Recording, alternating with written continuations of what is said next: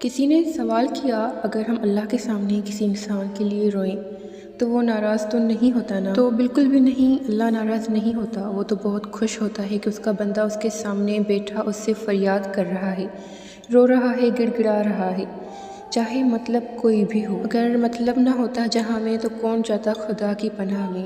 کئی حسرتیں اپنے دل میں چھپائے ہر کوئی گھرا ہوا ہے اپنی چاہ میں۔ پتہ ہے ہم سب فقیر ہیں، بس سب کے مانگنے کا انداز الگ ہے۔ کوئی اس کی دنیا کا طالب رہا، کوئی دنیا میں رہنے والی اس کی مخلوق کا طالب رہا، تو کوئی خدا کا ہی طالب بن گیا۔ ہمارا کام صرف مانگنا ہے اور اللہ کا کام عطا کرنا۔ جانتے ہو محبت کیا ہے؟ کسی کو دعاؤں میں مانگنا۔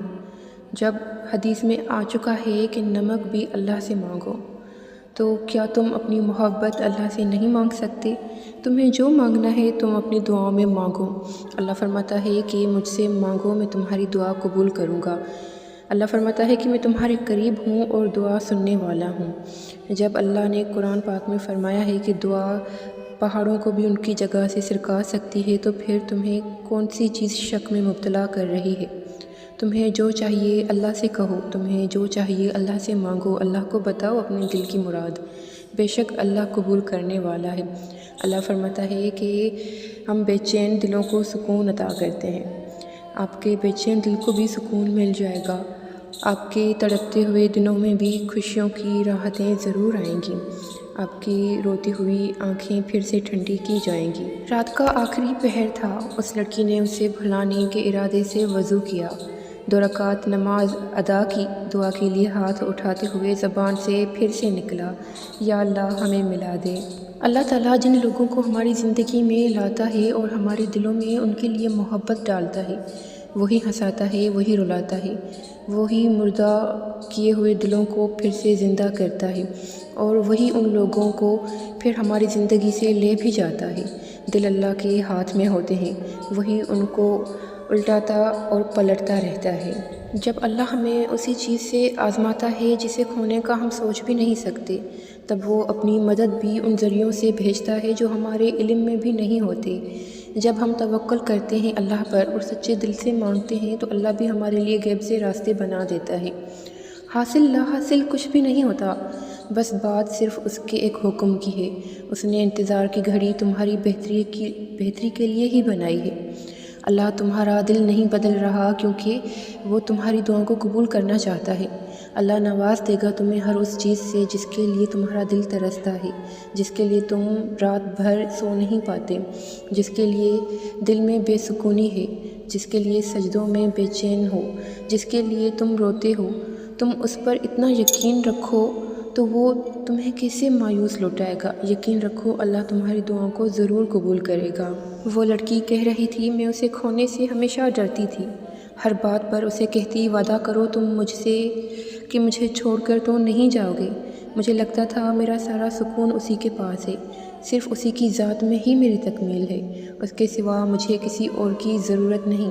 اور پھر وہ میرے کہنے پر وعدے بھی کرتا تھا، مگر میں یہ بھول جاتی تھی کہ انسان ذات کی تکمیل صرف خدا تعالیٰ کی محبت سے ہے، اسی کی محبت میں سکون ہے، اطمینان ہے اور تکمیل بھی ہے۔ اور پھر جب انسان خدا کی محبت سے بے نیاز ہو کر اس کے بندوں کی محبت میں سکون ڈھونڈنے لگ جاتا ہے تو اللہ اس سے وہ چیز چھین لیتا ہے تاکہ اس کی ذات سے کوئی اس کو غافل نہ کر سکے۔ پھر جب انسان اپنی پسندیدہ چیز کو کھو کر طویل سجدوں میں جانے لگتا ہے تو پھر کل کائنات کا سکون وہیں سے میسر ہوتا ہے، اور پھر خدا سے اس کی سلامتی، کامیابی اور خوشیوں کی دعائیں مانگتا ہے، اور اس قدر یقین کا احساس محسوس ہونے لگتا ہے جیسے کوئی ہمارے ساتھ بیٹھا ہماری دعاؤں پر کن کہہ رہا ہو۔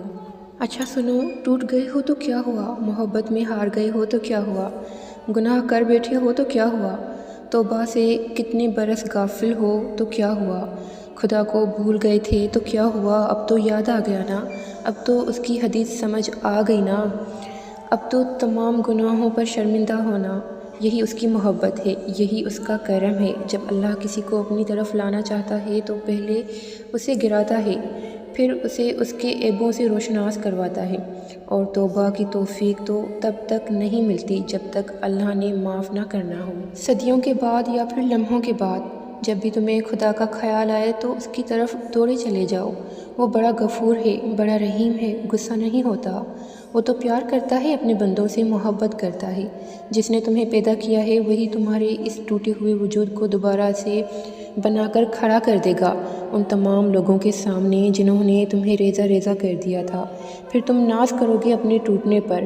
اللہ کا کوئی بھی کام بے مقصد نہیں ہوتا۔ اسے کبھی نہیں ہو سکتا کہ اللہ تم سے کوئی چیز لے کر تمہیں اس کے بدلے بہترین سے نہ نوازے، اور یہ بھی تو ہو سکتا ہے کہ جو اس نے تم سے لے لیا ہے اسے ہی تمہارے حق میں بہترین بنا کر تمہیں واپس دے دے۔ اس کی حکمتیں، اس کی مصلحتیں تم نہیں سمجھ سکتے، لیکن وہ تمہاری تکلیف سے خوب واقف ہے۔ وہ بس آزماتا ہے کہ میرا بندہ میری محبت کے لیے کس حد تک جاتا ہے۔ دعائیں، التجائیں سب وہ سنبھال کر رکھتا ہے، اور پھر ان ذریعوں سے تمہیں نوازتا ہے کہ تم دیکھتے رہ جاتے ہو۔ جب وہ دو جہانوں کا مالک اور خالق ہو کر ہمارے یقین کی لاج رکھتا ہے تو کیا ہم اس کی محبت کی لاج نہیں رکھ سکتے؟ کیا تم اس کی رضا میں اپنا دل مطمئن نہیں کر سکتے؟ جب وہ ہمارے لاڈ اٹھاتا ہے تو کیا ہم اس کے ایک حکم پر سر نہیں جھکا سکتے؟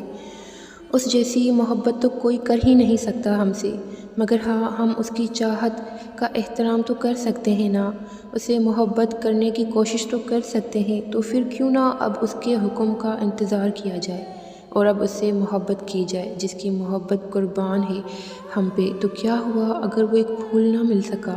ہو سکتا ہے سارا باغ تمہارا مقدر ہو، اور میرا رب تو دلوں کے حال سے خوب واقف ہے۔